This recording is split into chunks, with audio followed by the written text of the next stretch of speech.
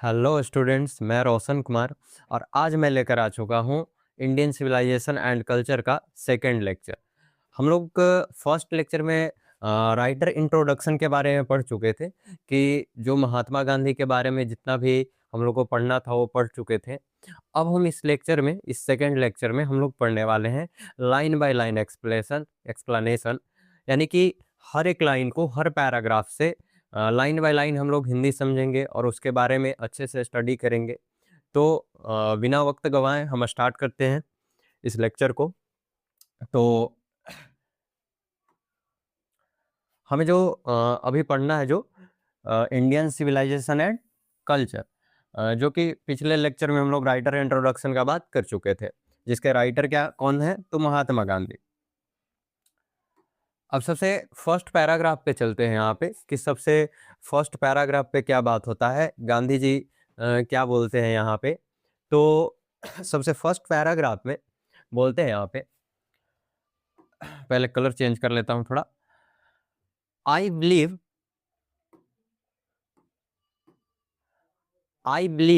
That the civilization India has evolved is not be beaten. यहाँ पे समझिएगा ध्यान से, यहाँ पे बिलीव का मतलब होता है विश्वास, बिलीव का मतलब विश्वास करना।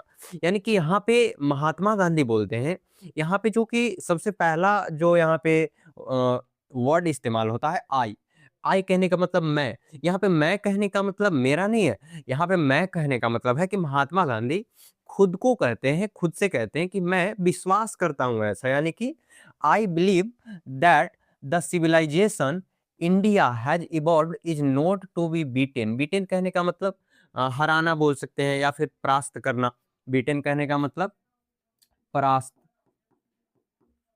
तो यहाँ पे कहने का मतलब है कि महात्मा गांधी ऐसा बोलते हैं कि वो विश्वास करते हैं ऐसा कि इंडियन सिविलाइजेशन इस तरह से डेवलप हुआ है, इस तरह से विकसित हुआ है, जिसको कि कोई हरा नहीं सकता है, परास्त नहीं कर सकता है।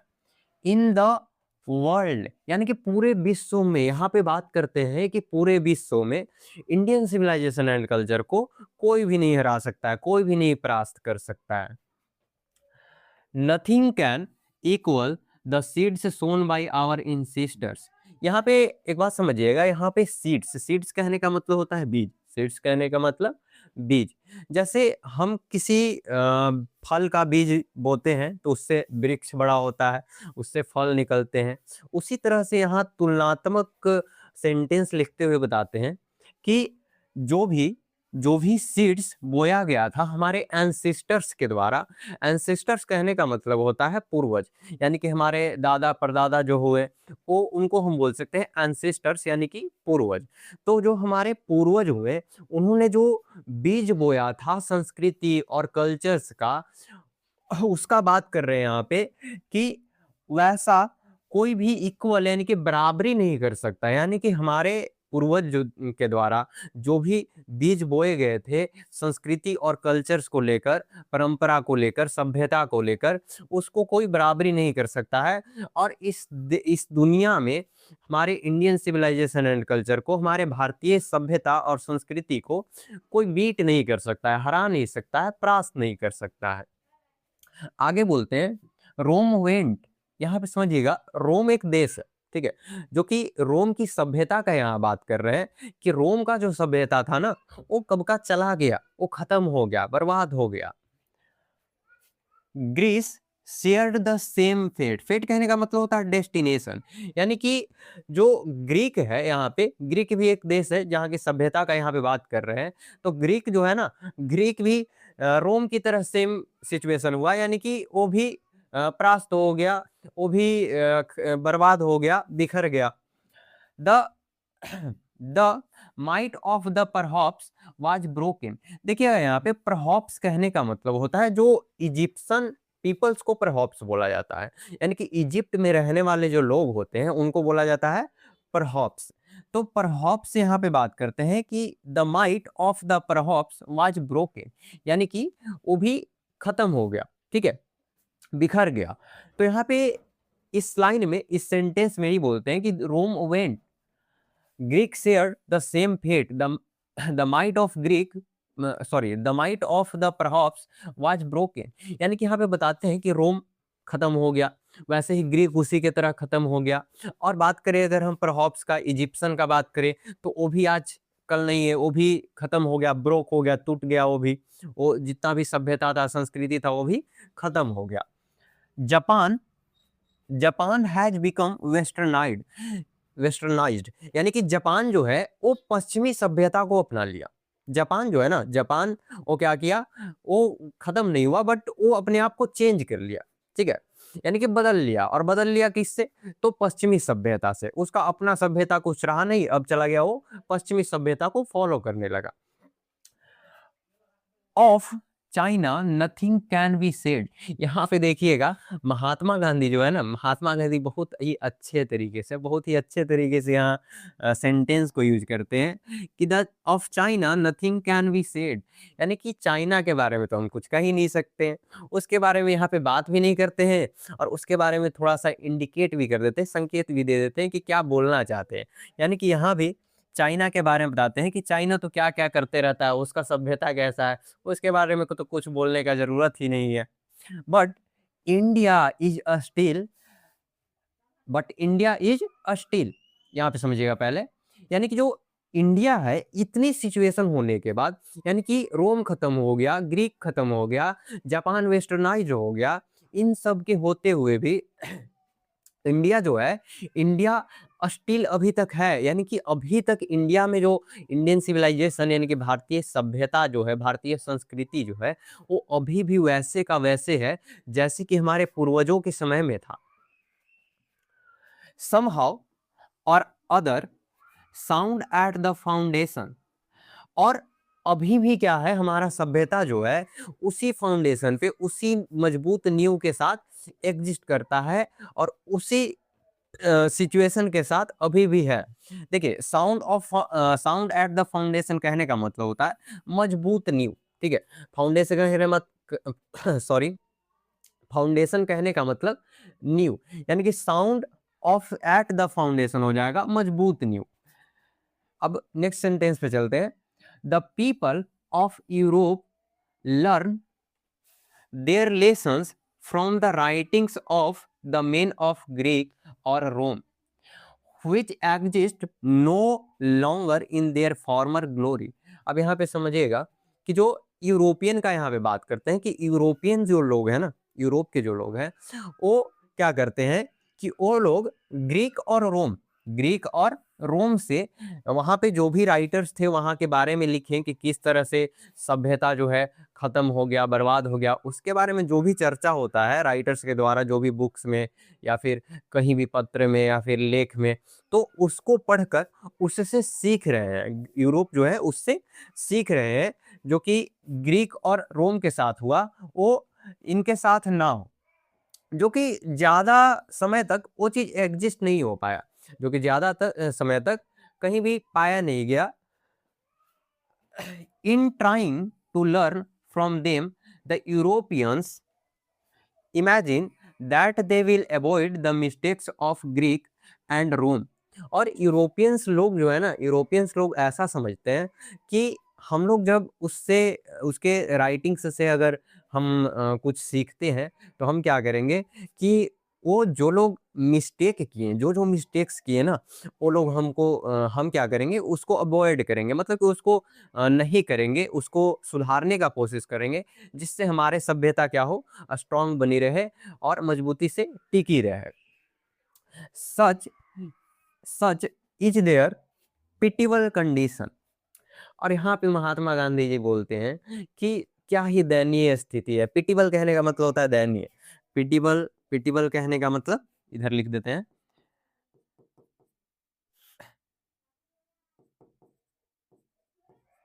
पिटिबल कहने का मतलब दयनीय। तो यूरोप के बारे में यहाँ पे बोलते हैं कि क्या ही दयनीय स्थिति है, जो दूसरे से सीख रहे हैं और दूसरे के राइटिंग से सीख रहे हैं, उनको देख कर के किस तरह से बर्बाद हो गया, ऐसा कोशिश कर रहे हैं, बहुत ही दयनीय स्थिति है।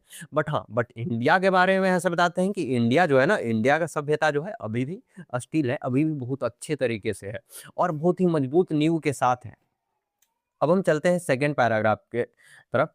अच्छा, सेकंड पैराग्राफ से पहले एक विजुअली हम लोग समझते हैं कि क्या होता है।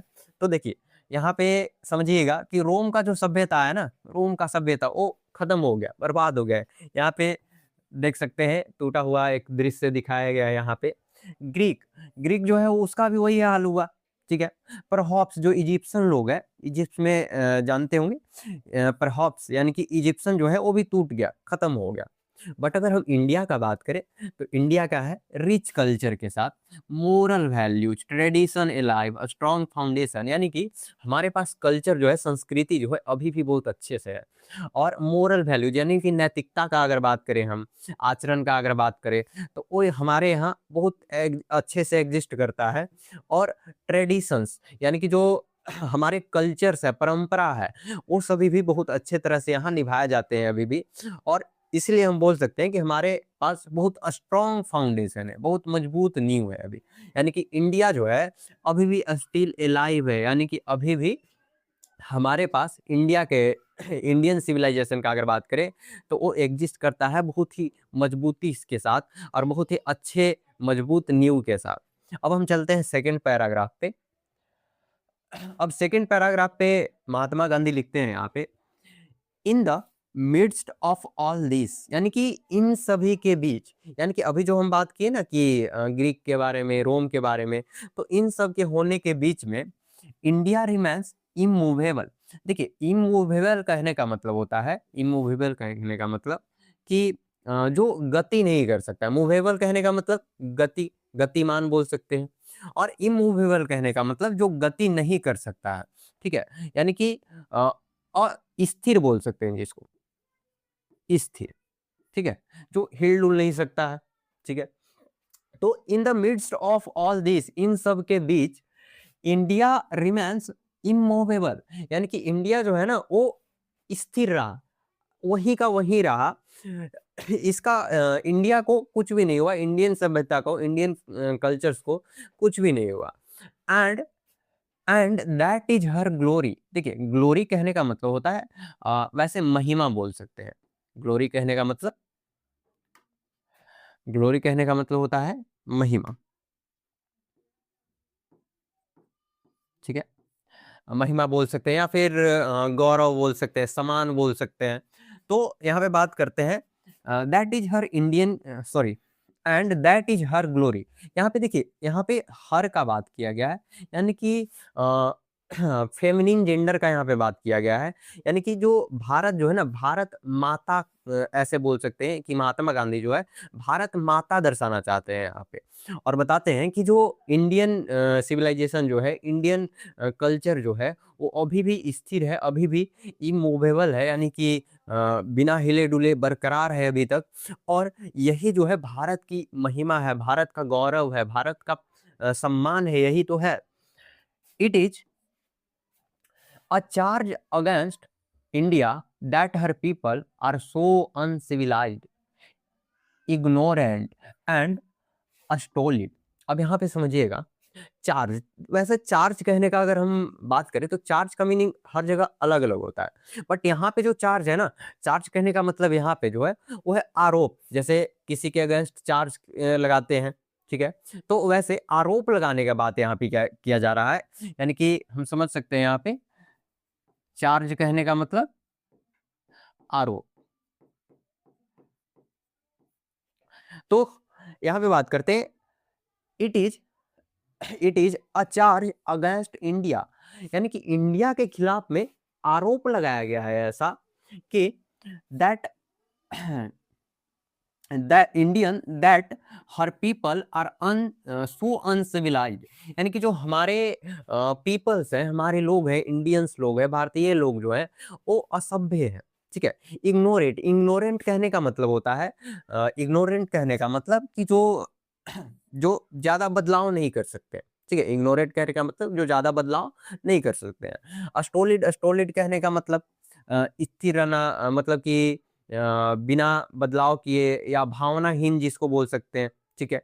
तो वैसे आरोप लगाया जा रहा है इंडियन पीपल्स के ऊपर कि इंडियन पीपल्स जो है ना अनसिविलाइज्ड है, असभ्य है, इनिग्रो सॉरी इग्नोरेंट है एंड स्टॉलिड है। अब आगे बात करते हैं that it is not possible to endure them to adopt any changes.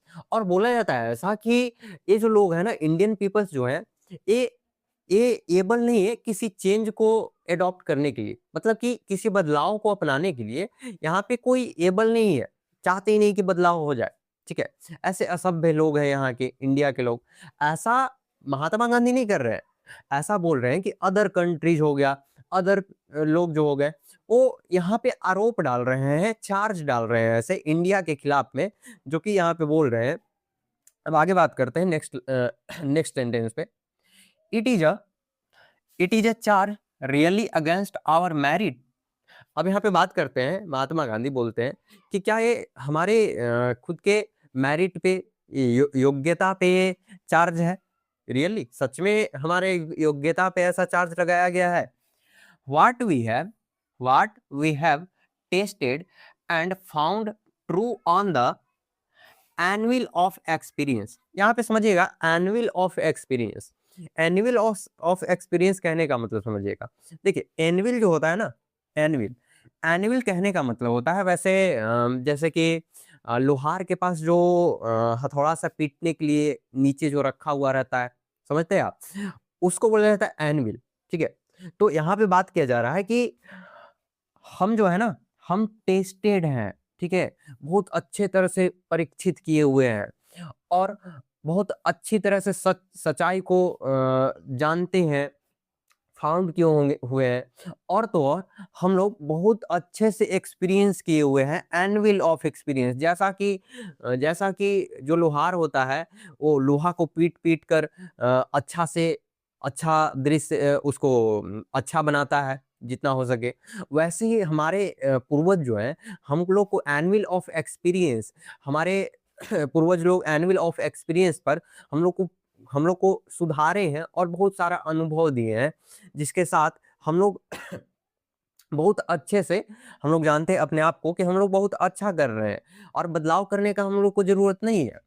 We dare not change, और हमें बदलाव करने का जरूरत नहीं है। अब आरोप लगाना है उसको लगाने दे, लेकिन हम खुद अपने आप को जानते हैं कि हम जो हमारा अनुभव है, जो हमारा बहुत अच्छा अनुभव है, हम उसी में बहुत अच्छा कर सकते हैं। तो हमें बदलाव करने का जरूरत नहीं है, दूसरे सिविलाइजेशन में बदलने का जरूरत नहीं है। जैसा कि जापान का बारे में बात हो रहा था, जापान क्या होता है, वेस्टर्न सिविलाइजेशन को अपनाता है, वैसे हम लोग को करने का जरूरत नहीं है, हम अपने जगह पे सही हैं। Many thrust their advice upon India and she remains steady। और बहुत सारे जो एडवाइसेज है, सलाह है, ठीक है, इंडिया को दिए जाते हैं कि इंडिया को ये करना चाहिए, इंडियन सिविलाइजेशन में ये चीज चेंज करना चाहिए, ठीक है, बदलाव करना चाहिए। लेकिन इंडियन सिविलाइजेशन जो है ना, वो स्थिर है, वैसे के वैसे खड़ा है, स्टेडी है, ठीक है, वैसे का वैसे रिमेन्स है। This is her beauty, it is the seat anchor of our hope.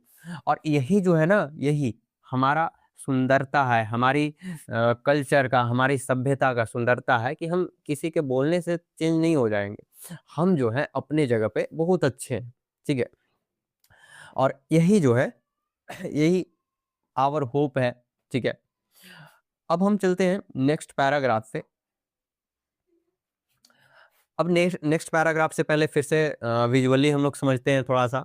देखिए बहुत सारे लोग क्या बोलते हैं, अनसिविलाइज इंडियन पीपल्स को क्या बोलते हैं, अनसिविलाइज। क्या बोलते हैं कि चेंज करना चाहिए, चेंज होना चाहिए।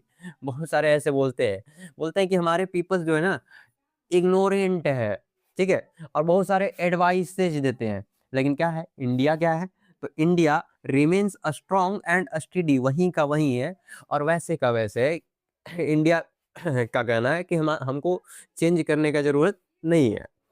अब चलते हैं नेक्स्ट पैराग्राफ पे। अब यहाँ पे देखते हैं, civilization is that mode of conduct which points out to man the path of duty। अब ध्यान से समझिएगा, यहाँ पे मोड ऑफ कंडक्ट कहने का मतलब होता है कि आचरण, ठीक है, आचरण या फिर आचरण का तरीका बोल सकते हैं वैसे, ठीक है। तो सिविलाइजेशन के बारे में यहाँ पे बात करते हैं कि सिविलाइजेशन जो है ना, हमारे आचरण को एक अच्छा करने का, अच्छा बनाने का तरीका है। हमारे स्वभाव को अच्छा बनाने का क्या है, तरीका है, जो कि हमको पॉइंट आउट करता है, हमको बताता है, रास्ता दिखाता है। which points out to man the path of duty, हमारे कर्तव्य के रास्तों को क्या करता है, बताता है, दर्शाता है। Performance of duty and observation of morality, और क्या बताता है, हमारा जो मोड ऑफ कंडक्ट है, जो आचरण है हमारा, वो सिविलाइजेशन क्या बताता है कि हमें सही से अपने कर्तव्यों को पालन करना चाहिए, और अपने परफॉर्मेंस ऑफ ड्यूटी यानी कि अपने कर्तव्य का परफॉर्मेंस कितना है, कैसा कर रहे हैं, उसको ऑब्जर्व करना और उसको सही करना सिखाता है हमें। और साथ में मोरालिटी का पालन करने के लिए ये कहता है, यानी कि नैतिकता का पालन करने। और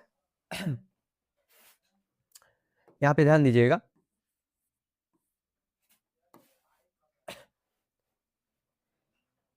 परफॉर्मेंस ऑफ ड्यूटी,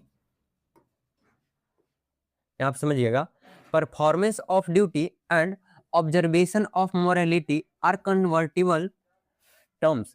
यहाँ पे समझिएगा कि परफॉर्मेंस ऑफ ड्यूटी, जो हमारे कर्तव्य का जो भी परफॉर्मेंस है, और ऑब्जर्वेशन ऑफ मोरालिटी यानी कि नैतिकता का जो हम लोग ऑब्जर्व करते हैं, देखते हैं कि कैसा कौन कर रहा है, कैसा है, दोनों क्या है, तो कन्वर्टिबल टर्म है। कन्वर्टिबल टर्म कहने का मतलब, मान लीजिए कि ए और बी हम ले लें अगर, तो ए से बी की ओर कन्वर्ट कर रहे हैं, चेंज कर रहे हैं, बी से ए में चेंज कर रहे हैं, तो इसको हम बोल सकते हैं कन्वर्टिबल टर्म। यानी कि दोनों जो टर्म है ना, एक कन्वर्टिबल टर्म है। To observe morality is to attain mastery over our minds, और यहाँ भी बताते हैं कि अगर हम मोरालिटी को ऑब्जर्व करना चाहते हैं, देखना चाहते हैं, नैतिकता को पालन करना चाहते हैं अगर अच्छे से, तो उसके लिए ना हमें अपने माइंड पे मास्टरी प्राप्त करना पड़ेगा। यानी कि हमारे मस्तिष्क को एकदम कंट्रोल करना पड़ेगा, अच्छे तरह से संभालना पड़ेगा, तभी हम मोरालिटी का पालन कर सकते हैं। क्योंकि माइंड जो है हमारा ना, माइंड बहुत ही चतुर है, इधर से उधर चलते रहता है। कभी सोच में, विचार में अब डूब जाइएगा, इधर से उधर मोह माया में भटक जाइएगा। तो इसीलिए बोलते हैं यहाँ पे कि अगर हमको मोरालिटी को प्राप्त करना है, मोरालिटी को, तो हमें अटेन करना पड़ेगा मास्टरी ओवर आवर माइंड्स, हमारे मस्तिष्क पे, हमारे अपने दिमाग पे क्या करना पड़ेगा, मास्टरी प्राप्त करना पड़ेगा। एंड आवर पैशंस, और हमारे जो पैशंस है उस पे मास्टरी प्राप्त करना पड़ेगा। यानी कि जो हमें करना अच्छा लगता हो, जो हमारा पैशन हो, अगर उस पे मास्टरी प्राप्त कर ले, मतलब उस पे अगर कंट्रोल कर लेना, तो आप मोरालिटी को प्राप्त कर सकते हैं। So doing so doing we know ourselves, the Gujarati equivalent for civilization means good conduct. और हम लोग ऐसा करते हुए जानते हैं कि जो गुजराती में अगर बात करें, हम गुजराती में मीनिंग का बात करें अगर हम, तो गुजराती मीनिंग क्या होता है, सिविलाइजेशन कहने का मतलब होता है गुड कंडक्ट। यानी गुजराती लैंग्वेज का अगर बात करें, तो गुजराती लैंग्वेज में सिविलाइजेशन का मीनिंग ही होता है गुड कंडक्ट, यानी कि अच्छा आचरण। ठीक है, चलिए इसको भी थोड़ा सा विजुअली समझते हैं। ठीक है, तो सिविलाइजेशन हमें क्या सिखलाता है, तो हमें पाथ ऑफ ड्यूटी, मोरालिटी को अटेन करवाता है। और मोरालिटी को अगर हमको प्राप्त करना है तो क्या करना पड़ेगा, तो मास्टरी प्राप्त करना पड़ेगा आवर माइंड्स एंड पैशन पे। जो हमारा कर्तव्य है, जो हमारा मस्तिष्क है, उस पर अगर कंट्रोल हम पाले और मास्टरी प्राप्त कर लें, तब हम मोरालिटी को देख सकते हैं, ऑब्जर्व कर सकते हैं। अब देखते हैं फोर्थ पैराग्राफ को। यहाँ पे बोला जाता है, if if this definition be correct, then India as so many writers have shown has nothing to learn from anybody else and this is as it should be।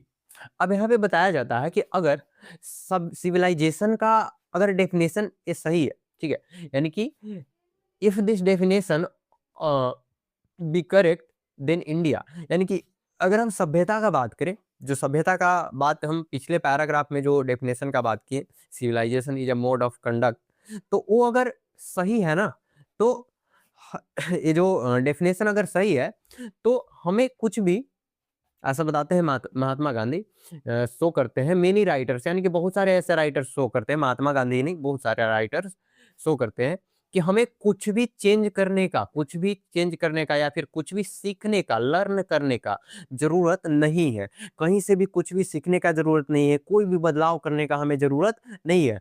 हम बहुत अच्छे हैं, हमारा सिविलाइजेशन जो है, हमारा कल्चर जो है बहुत सही है, ठीक है। तो हमें किसी और का एडवाइस सुनने का जरूरत नहीं है, सलाह लेने का जरूरत नहीं है, और हमें चेंज करने का कुछ भी जरूरत नहीं है।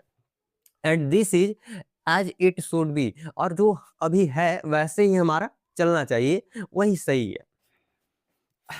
अब नेक्स्ट पैराग्राफ पे चल लेते हैं, ठीक है। तो India has nothing to learn from others, यानी कि हमें दूसरों से सीखने का कोई जरूरत नहीं है। अब हम फिफ्थ पैराग्राफ पे चलते हैं। We notice that the mind is a restless bird। यहाँ पे ध्यान दीजिएगा, ये जो सेंटेंस है ना यहाँ पे, इससे बिहार बोर्ड में 2 नंबर का क्वेश्चन हमेशा पूछता ही पूछता है, ठीक है। इस क्वेश्चन को याद रखिएगा, आपके बुक के एक्सरसाइज में भी एक क्वेश्चन दिया होगा, ठीक है। यहाँ पे जो क्वेश्चन आता है, mind is a restless bird, ठीक है, mind is a restless bird, इस सेंटेंस से सबसे ज्यादा क्वेश्चन पूछा जाता है। अब ध्यान दीजिएगा, यहाँ पे समझाते क्या है कि we noticed that the mind is a restless bird, यानी कि जो हमारा माइंड है ना, हमारा मस्तिष्क है, वो एक पक्षी की तरह है, वो भी रेस्टलेस, यानी कि बिना थके हुए एक पक्षी की तरह है। जैसे अगर एक पक्षी ऐसा हो जो कि कभी थके ही ना, तो क्या करेगा, इधर से उधर उड़ते चलेगा, ठीक है, इधर से उधर जाते रहेगा, उड़ते रहेगा, कभी वहां जाएगा, कभी यहाँ जाएगा। वैसे ही बताते हैं कि हमारा जो माइंड है, हमारा जो मस्तिष्क है, वो क्या है कि एक रेस्टलेस बर्ड की तरह है, जो कि इधर से उधर घूमते रहता है। यानी कि आप समझ सकते हैं ऐसे कि हमारा जो दिमाग है ना, हमारा जो मस्तिष्क है, उसमें बहुत सारे सोच अलग अलग आते ही रहते हैं, ठीक है। कभी कुछ सोचते हैं तो कभी तुरंत भर में पल भर में कुछ और सोचने लगते हैं। तो ऐसे ही बताते हैं कि जो हमारा माइंड है, वो एक रेस्टलेस बर्ड की तरह है, जो कि इधर से उधर घूमते रहता है, इधर से उधर भटकते रहता है। The more it gets the more it wants. और यहाँ पे समझिएगा कि हमारा जो मस्तिष्क है, इसको ऐसा लगता है कि जितना आप दीजिएगा, ठीक है, आप जितना देते जाइएगा उतना वो मांगेगा, उतना इच्छा करेगा। यानी कि यहाँ पे बहुत अच्छे तरह से महात्मा गांधी ऐसा समझाने का कोशिश कर रहे हैं कि जो मनुष्य है ना, मनुष्य का जो मस्तिष्क है, हमारा जो मस्तिष्क है, वो एकदम अशांत है। मतलब कि आप जितना उसे दीजिएगा उतना इच्छा करेगा और पाने का। जैसे मान लीजिए, ऐसे एग्जाम्पल लेते हैं, जैसे किसी के पास मान लो कि साइकिल है, तो उसका इच्छा होता है कि काश मेरे पास मोटरसाइकिल होता, बाइक होता। और जिसके पास अगर बाइक होता है तो उसके पास क्या होता है, उसके पास इच्छा रहता है कि काश मेरे पास कार होता, ठीक है। तो ये जो इच्छा है ना, वो कभी भी पूरा नहीं होता है, ठीक। आप इच्छा को पूरा नहीं कर सकते हैं, एक इच्छा अगर पूरा होगा, आपके पास दूसरा इच्छा प्रकट हो जाएगा, ठीक है। तो इसीलिए बोलते हैं कि the more it gets the more it wants, आप जितना उसको दीजिएगा उतना ही वो क्या करेगा, मांगेगा। And still remains unsatisfied. Unsatisfied कहने का मतलब असंतुष्ट, ठीक है। मीनिंग लिख देते हैं, अनसेटिस्फाइड कहने का मतलब असंतुष्ट,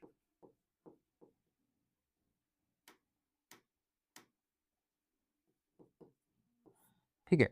यानी कि जो हमारा माइंड जो है ना, वो हमेशा क्या रहता है, असंतुष्ट रहता है, कभी भी संतोष ही नहीं होता है, ठीक है, कभी संतुष्ट ही नहीं होगा, जितना आप दोगे उतना ही मांगेगा। इसीलिए यहाँ पे बताते हैं महात्मा गांधी कि माइंड जो है ना, mind is a restless bird. यहाँ पे क्वेश्चन पूछा जाता है कि why Mahatma Gandhi is called mind is a restless bird. एक क्वेश्चन पूछा जाता है हमेशा, तो उसको याद रखिएगा। Mind is a restless bird because it sorry it the more it gets, the more it wants, and still remains unsatisfied. आगे देखते हैं, the more we indulge in our passions the more unbridled they become. और यहाँ पे ध्यान दीजिएगा, और हम अपने पैशंस में जितना इंडल्ग होते हैं, जितना उसमें खोते जाते हैं, उतना ही क्या होता है, वो अनब्रिडल्ड होते जाता है, वो बढ़ते जाता है। ठीक है, our ancestors therefore set a limit to our indulgence, they saw that happiness was largely a mental condition. अब यहाँ पे समझिएगा कि हमारे जो पूर्वज है, हमारे जो एंसेस्टर्स है, वो क्या किए हुए हैं कि हमारे इंडल्जेंस पे वो एक लिमिट लगा चुके हैं। यानी कि हमारे सिविलाइजेशन का अगर बात करें तो इसमें क्या है कि हम कुछ ज्यादा अगर इच्छा करते हैं, कुछ ज्यादा लोभ लालच में अगर जाते हैं, तो उस पे हमारे एंसेस्टर्स के द्वारा लिमिट लगाया गया है कि हम कुछ लिमिट तक अगर किसी चीज का अगर इच्छा करें तो वो ठीक है, बट लिमिट से ज्यादा नहीं जाना चाहिए। They saw that happiness was a largely a mental condition। और बताते हैं यहाँ पे कि जो हैप्पीनेस है, जो खुशी का अगर बात हम करें, तो खुशी जो है, हैप्पीनेस जो है, वो एक मेंटल कंडीशन है, मानसिक स्थिति जिसको बोल सकते हैं। कि अगर कोई खुश है तो उसका अगर मेंटल स्थिति सही है ना, तो वो खुश रहेगा। अब यहाँ पे अगर बात करें हम कि कोई बहुत अमीर है, ठीक है, बहुत अमीर, उसके पास हर चीज अगर हो, फिर भी क्या होगा कि वो, उसको ऐसा ठीक नहीं है कि वो खुश ही हो। ठीक है, कोई गरीब हो सकता है कि वो बहुत अच्छे से, बहुत खुशी तरह से रह सकता हो। ठीक है, आप अगर आसपास में अगर देखें तो ऐसा देख सकते हैं कि जो गरीब लोग होते हैं, ठीक ना, वो बहुत अच्छे से हंसते खेलते रहते हैं, अपना जीवन बिताते रहते हैं। लेकिन जो अमीर लोग हैं वो टेंशन में रहेंगे। ठीक है, बहुत सारे टेंशन में, और कभी खुशी आप बहुत कम ही देखिएगा, ऐसा होता है। तो इसीलिए बताते हैं कि जो हैप्पीनेस जो है ना, वो मेंटल कंडीशन है। ऐसा नहीं है कि पैसा से हम खुशी खरीद सकते हैं। ठीक है, ऐसा नहीं होता है। अब हम नेक्स्ट पैराग्राफ पे चलते हैं। अब नेक्स्ट पैराग्राफ में महात्मा गांधी लिखते हैं, a man is not necessarily happy because he is rich. अब देखिए यहाँ पे वही बात आया, यहाँ पे महात्मा गांधी लिखते हैं कि एक व्यक्ति कभी ऐसा नहीं है कि खुश हो जाएगा बिकॉज ही इज रिच। ठीक है, यानी कि एक व्यक्ति को आवश्यक नहीं है, जरूरी नहीं है कि कोई व्यक्ति अगर अमीर है तो वो खुश होगा। ठीक है, यानी कि अमीर होगा तो हमेशा खुश ही रहेगा, ऐसा जरूरी नहीं है। और अनहैप्पी, या फिर ऐसा, अगर हम ऐसा अगर सोचे, या फिर कि unhappy because he is poor. यानी कि समझिएगा यहाँ पे अच्छे से कि महात्मा गांधी ये भी बताते हैं कि कोई ऐसा जरूरी नहीं है कि कोई व्यक्ति अगर अमीर है तो वो खुश है, और दुखी है क्योंकि वो गरीब है, ऐसा कोई जरूरी नहीं है। The rich are often seen to be unhappy. Often कहने का मतलब अक्सर। ठीक है, ऑफन कहने का मतलब अक्सर। तो द रिच, अब यहाँ पे एक बात समझिएगा, देखिएगा यहाँ पे तो जो रिच वर्ड लिखा गया है ना, रिच कहने का मतलब होता है अमीर, रिच कहने का मतलब अमीर,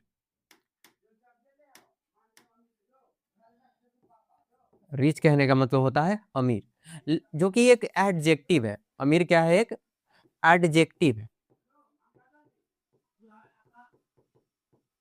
ठीक है,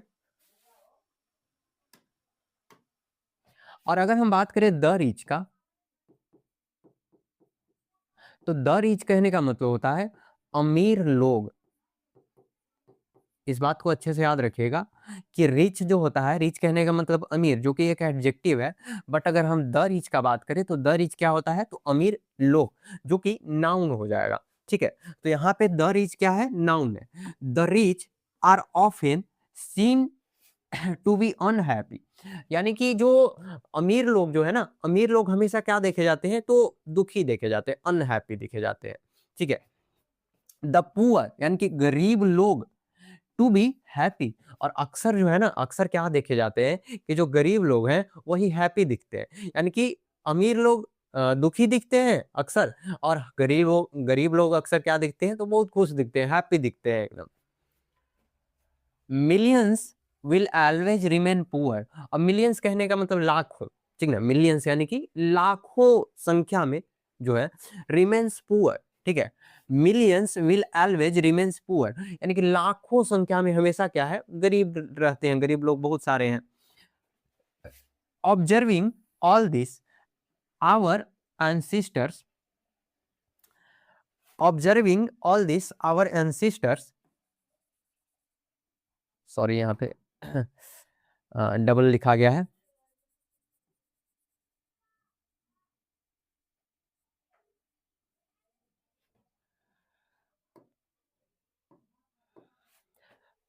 अब यहाँ पे बताते हैं महात्मा गांधी कि इन सबको ऑब्जर्व करते हुए, इन सबको देखते हुए हमारे एंसेस्टर जो है, आवर एंसेस्टर जो है, diseased us from luxurious and pleasures, यानी देखिए लग्जरियस कहने का मतलब जो बहुत सारे अच्छे महंगे महंगे गाड़ियां हो गया, ठीक है, पार्टी हो रहा है, ये सबको लग्जरी मान सकते हैं, ठीक है। और साथ में प्लेजर्स, प्लेजर्स कहने का मतलब आनंद होता है, जो पल भर का थोड़ा सा के लिए जो खुशी होता है, आनंद होता है, उसको हम प्लेजर्स बोल सकते हैं। तो जो हमारे एंसेस्टर्स है, हमारे एंसेस्टर इन सब को देखते हुए, इन सब चीजों को ऑब्जर्व करते हुए, ठीक है, हमें लग्जरीज चीजों से, प्लेजर्स से, ठीक है, हम लोग को डिस्यूडेड यानी कि विरोध करते हैं, रोक कर रखे हुए हैं, ठीक है, इन सब को क्या कर दिए हैं, विरोध कर दिए हैं, रोक कर रखे हुए हैं। We have managed with the same kind of slug as existed thousands of years ago। और यहाँ पे बताते हैं महात्मा गांधी कि जो हम यहाँ पे बात कर रहे हैं, हम लोग जो हैं बहुत सारे ऐसे इस सेम सिचुएशन को यहाँ पे मैनेज किए हुए हैं।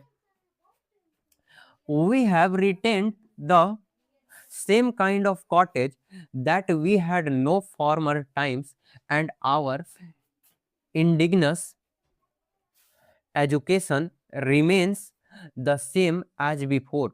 और हम चाहते हैं ऐसा कि हमारा जो एजुकेशन है, हमारा जो भी कल्चर है, जो सभ्यता है, वो भी क्या रहे, सेम रहे जो कि पहले था। We have had no system of life corroding competition, each followed his own occupation और trade and charged a regular wage. और क्या क्या था कि वहां पे जो पहले का जो पूर्वज हमारे थे, एंसिस्टर्स थे, उसके बारे में, उनके बारे में यहाँ पे बात हो रहा है कि जो वे है ना, वे उनके पास कोई सिस्टम नहीं था, ठीक है, कोई सिस्टम कर जैसे कोई काम करने का तरीका हो गया, ठीक है, कोई भी काम करने का, व्यापार करने का अगर तरीका हो गया, तो वैसे सिस्टम से काम नहीं होता था, बल्कि अपने अपने अपने काम को फॉलो करते थे। Each followed his own occupation, अपने पेशा को फॉलो किया करते थे, अपने व्यापार अपने व्यापार को किया करते थे, और साथ में क्या करते थे, तो चार्ज और रेगुलर वेज, वेज कहने का मतलब होता है कीमत, वेज कहने का मतलब कीमत, तो यानी कि अपना रेगुलर कीमत, यानी कि अपना जो हो सकता है, जितना चार्ज हो सकता है, मतलब कि जितना पैसा मिलना चाहिए, वो क्या करते थे, तो उतना कीमत अपना चार्ज कर लेते थे, ठीक है। अब चलते हैं हम नेक्स्ट पैराग्राफ पे। अब यहाँ पे देखते हैं, it was not that we did not know how to invent machinery. यहाँ पे अब महात्मा गांधी बात करते हैं कि ऐसा नहीं है कि हमारे पूर्वज जो है ना, हमारे पूर्वज ऐसा नहीं है कि वो मशीनरीज को इन्वेंट करना नहीं जानते थे, ठीक है, मतलब कि इन्वेंट करना कहने का मतलब आविष्कार करना, तो ऐसा नहीं है कि हमारे पूर्वज जो है मशीनरीज को बनाना नहीं जानते थे, आविष्कार करना नहीं जानते थे, but our forefather, forefathers कहने का मतलब ये होता है एंसेस्टर्स, यानी कि पूर्वज, यानी कि हमारे जो फोर फादर्स है, न्यू दैट, वे जानते थे, if we set our hearts after such things, यानी कि हम अपने हृदय को, हम अपने आप को अगर ऐसे चीजों पे लगा दिए, और हमारा जो उसी चीज पे अगर दिल लग गया, यानी कि उसी चीज पे हम हावी हो गए अगर, तो we would become slaves and lose our moral fiber। अब यहाँ पे बताते हैं कि अगर हम मशीनरीज का बात करें, तो मशीनरीज बनाना हमें भी आता था, एंसेस्टर्स ऐसे बोलते हैं कि हमारे हम सबको मशीनरीज इन्वेंट करना आता था, लेकिन हम नहीं करते। क्यों? क्योंकि अगर हम उन सब चीजों पर डिपेंड हो जाए, उसी उन्हीं सब चीजों पे आश्रित हो जाएं तो हम क्या हो जाएंगे, हम गुलाम हो जाएंगे, ठीक है, स्लेव्स हो जाएंगे, गुलाम बन जाएंगे और अपने मोरल फाइबर को, अपने नैतिक मूल्यों को क्या करेंगे, खो देंगे, लूज कर देंगे। They therefore after due deliberation decided that we should only do what we could with, with our hands and feet। देखिए यहाँ पे फीट, फीट जो है फुट का प्लूरल है, तो फुट कहने का मतलब, फुट से प्लूरल अगर हम बनाते हैं तो वो बन जाता है फीट। यहाँ पे पैरों का बात हो रहा है, यानी कि यहाँ पे समझिएगा, यहाँ पे ऐसा समझाते हैं यहाँ पे कि ये लोग मशीनरी को बनाना तो जानते थे लेकिन बनाते नहीं। क्यों? क्योंकि अगर उसी पर अगर डिपेंडेंट हो जाए तो क्या बन जाएगा, गुलाम बन जाएंगे, बाद में फिर खुद से काम करने नहीं आएगा, ठीक है। तो इसलिए बोलते हैं, और साथ में बोलते हैं यहाँ पे कि ये लोग उसी कामों को करते थे जो कि अपने हाथों और पैरों से किया जाए, हाथों और पैरों से किया जा सके। They saw that our real happiness and health consisted in a proper use of our hands and feet. यानी कि अगर हम रियल हैप्पीनेस का बात करें, खुशी का बात करें, तो वो उसी काम में है जिस काम को हम अच्छे से अपने हाथों और पैरों से कर सके, और हमारा हेल्थ भी उसी से सही होगा जब हम हाथों पैरों का इस्तेमाल करके किसी काम को करते हैं। अगर आप हाथ पैरों का इस्तेमाल करना छोड़ देंगे तो क्या होगा, हेल्थ खराब हो जाएगा, ठीक है, और आप ज्यादा से ज्यादा क्या होंगे, दुखी रहने लगेंगे। तो इसीलिए यहाँ पे हमारे इंसिस्टर समझाते हैं यहाँ पे कि हमें अपने हाथों पैरों का इस्तेमाल करना चाहिए और उसी से काम करना चाहिए ताकि हमारा हेल्थ भी सही रहे और हम बहुत अच्छी तरीके से खुश रहें एकदम। अब नेक्स्ट पैराग्राफ पे चलते हैं। यहाँ पे बताते हैं, दे further reasoned that large cities were a snare and a useless encumbrance and that people would not be happy in in term। यहाँ पे समझिएगा कि दे फर्दर, यानी कि जो हमारे पूर्वज लोगों का यहाँ पे बात हो रहा है, हमारे एंसिस्टर्स का बात हो रहा है कि हमारे एंसिस्टर जो है ना, वो लोग ऐसा बताते हैं कि लार्ज सिटीज से उनको कारण बताते हैं कि लार्ज सिटीज से, जो बड़े बड़े शहर होते हैं, उससे स्नेह रखते हैं, मतलब कि उससे डर रहता था इनको कि वहां पे ना बहुत सारे यूजलेस काम होते हैं, ठीक है, और वहां के जो लोग होते हैं अनहैप्पी होते हैं। सिटीज में अगर बात करें तो बड़े बड़े सिटीज में क्या होते हैं, लोग अनहैप्पी होते हैं, खुश नहीं होते हैं।